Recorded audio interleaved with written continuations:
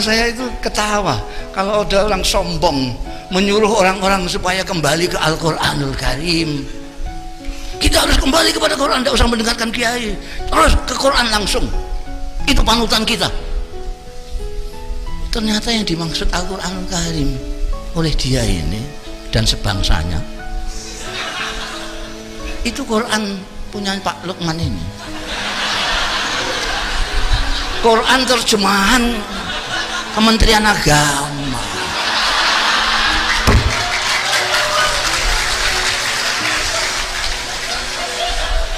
Udah bisa. Jangan terlalu sombong. Kamu sendiri ya ngerti Quran, kok ngajak orang awam untuk melihat Quran. Mbok yang tawaduk seperti ulama-ulama kita itu, Imam Syafi'i, santri-santrinya bikin buku pinter. Beliau-beliau yang melihat Quran, yang melihat sunnah hadis, lalu bikin untuk orang-orang awam yang tidak sempat atau tidak bisa membaca Quran dan hadis supaya bisa segera sholat, dibikinkan sulam safina, sulam takrib dan seterusnya. Ini lebih saya hargai daripada yang petentang-petentang suruh kembali ke Quran tapi tidak mau ngaji. Kalau benar konsekuen mengatakan kembali ke Quran, ya ngaji. Tidak bisa tidak bisa tidak ngaji, hanya mengandalkan Qurannya Pak Lukman, tak bisa. Itu ada ilmunya. Al-Quran itu ada ilmunya banyak sekali, banyak sekali. Ada ilmu bahasa Arab, lughah ini ada gramatikanya, nahwu, sorof. Ada balaghah ini ada badi, ada bayan, banyak sekali. Ada ilmu tafsir, ada, itu banyak sekali yang diperlukan untuk mengetahui bukan hanya isinya Al-Quran tapi keindahan Al-Quran. Kalau melihat Quran Depak itu cuma mungkin ngerti satu persatu maknanya kalimat, pengertian secara utuh nonsen, apalagi melihat keindahannya blas. Makanya kalau kita lihat agamawan sekarang kok sangar-sangar karena tidak ngerti Quran. Lihat wajah beliau, apa ada yang sangar itu? Kalau ini masih ada lumayan lah yang sangar.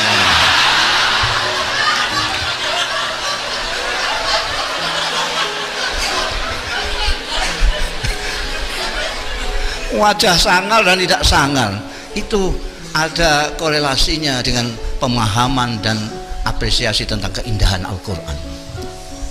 Anda kalau tidak tahu keindahan Al-Quran, muka kamu mesti sangar. Pandainya soal agama sekalipun kayak apa. Jadi kiai-kiai pesantren sejak awal mempelajari ilmu-ilmu yang diajarkan di pesantren itu untuk mengapresiasi Al-Quran, untuk memahami Al-Quran dan memetik keindahan Al-Quran. Karena itu di pesantren tidak ada pengajaran tapi juga pendidikan. Diajar olah dengan taklim akal pikirannya, tapi oleh tarbiyah dan pendidikan dengan itu tadi yang disebut Pak Menteri sebagai rasa. Santri tidak hanya terpelajar, dia keluar harus menjadi orang yang terdidik, pintar tapi berakhlak. Karena apa? Sumbernya dari Al-Quran. Sampai nombor saya itu kadang-kadang sejengkel karena sombongnya itu. Kembali ke Quran. Dan yang dijadikan rujukan itu Quran Kementerian Agama. Saya seringkali menyontohkan bahasa Arab saja, bahasa Arab, lughah saja. Belum kita bicara soal balaghah, bada', bayan, ma'ani. Dari lughah saja.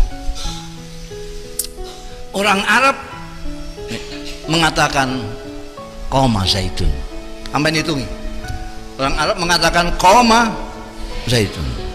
Orang Arab mengatakan zaidun qaim. Orang Arab mengatakan zaidun qama. Orang Arab mengatakan Zaidun yakum. Orang Arab mengatakan inna Zaidan yakum. Orang Arab mengatakan inna Zaidan qaimun. Orang Arab mengatakan inna Zaidun qama. Orang Arab mengatakan kana Zaidun qaiman. Sudah berapa ini? Ini bisa Hamzah teruskan banyak sekali. Dan orang Indonesia hanya memaknainya dengan Zaidun berdiri.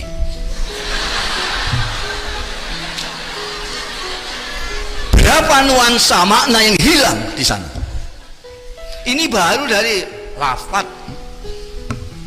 Kita enggak, orang sembrono mengatakan ngerti Quran itu harus ngaji yang lama, harus pengaji yang lama. Apa itu katanya alala tanalul itu ada terusnya yang lama itu apa artinya? Watuli zaman. Oh jadi Ustadz kemarin sore sudah ngajak orang kembali ke Quran. Ya asli gak ngerti Quran. Banyak yang harus kita pelajari. Itu ada sastrawan dari Mesir itu, Agu Irawan.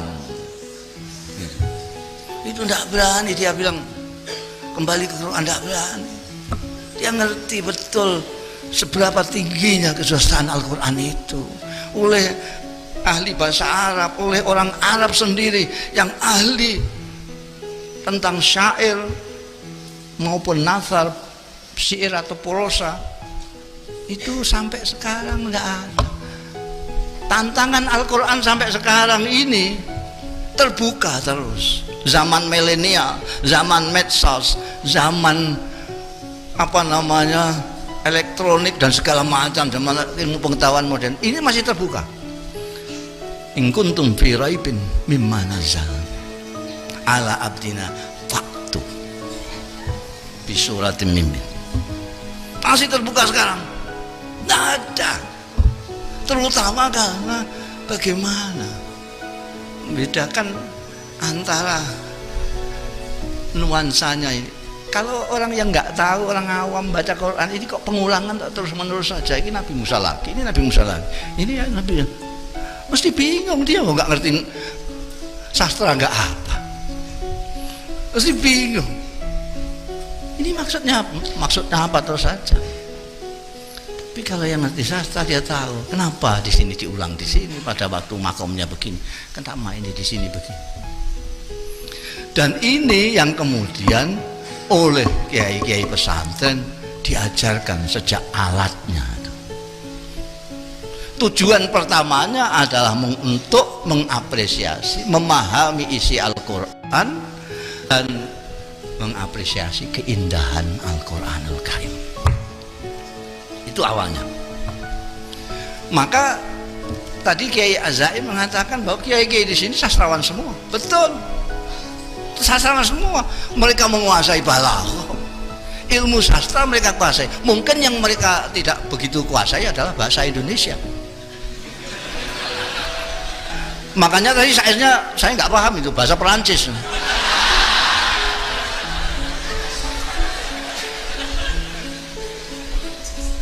Kalau santri-santri yang seperti Agu Irawan dia menguasai bahasa Indonesia, dia bisa bersastra-sastra. Kiai Zawawi Imron dia mengerti bahasa Indonesia, dia bisa bersyair dengan bahasa Indonesia. Tapi ayah saya pakai bahasa Jawa, mbah saya pakai bahasa Arab.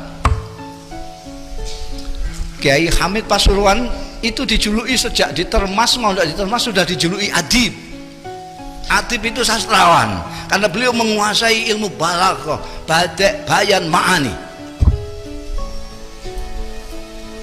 Itu Kiai Abdul Hamid Pasuruan. Cuma kemudian yang apa namanya yang lebih mendominasi wacana masyarakat itu ada kewalian beliau. Jadi kesusastraannya hilang. Sama Kiai As'ad ini sebetulnya sastrawan, tapi karena kewaliannya sastranya hilang. Orang tidak menyangka kalau beliau sastrawan karena ketutupan dengan kewaliannya. Kiai Hamid juga begitu, betulnya sastrawan, punya buku diwan kumpulan puisi, tapi ketutupan kewaliannya. Itu kebalikan saya lah.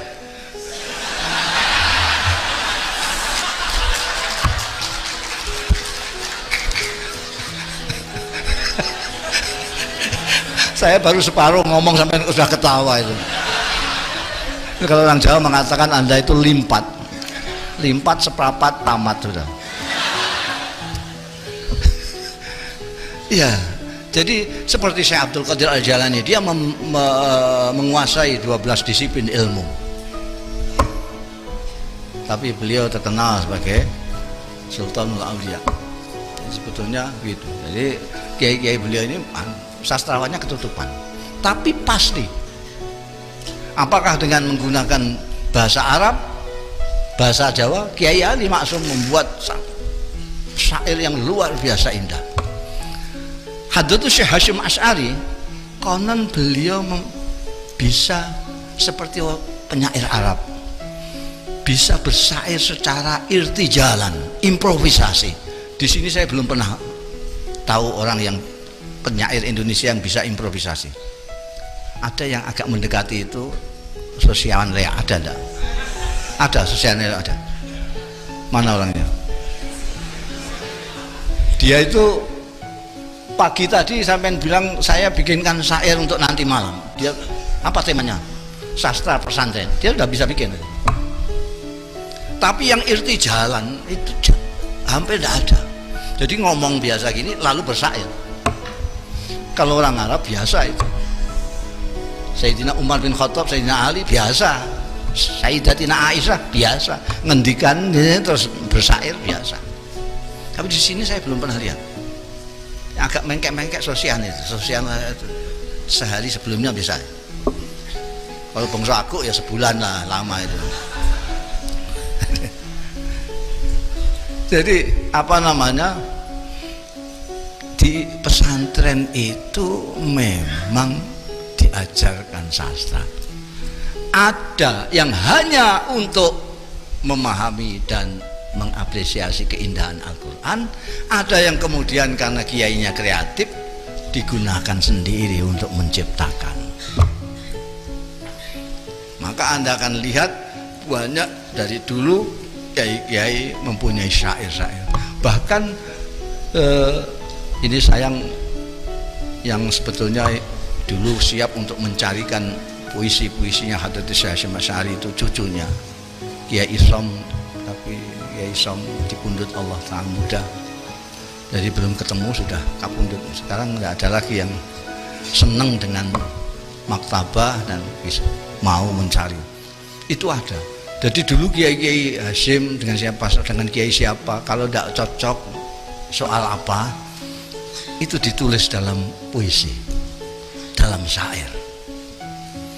Sehingga orang yang nggak ngerti sastra, hanya ngerti nahwu secara bloko-bloko itu tidak akan paham.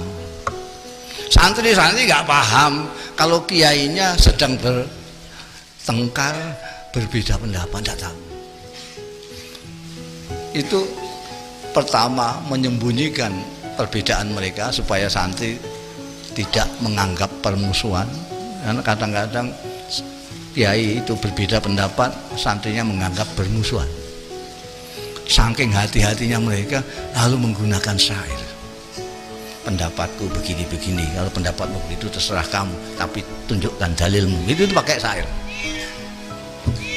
Kalau sekarang kan enggak. Ini berkelahi, anak buahnya disuruh ikut-ikut berkelahi. Jadi sangat pas sekali seperti yang disebutkan oleh Pak Menteri tadi, bahwa muktamar ini muncul idenya dari pesantren.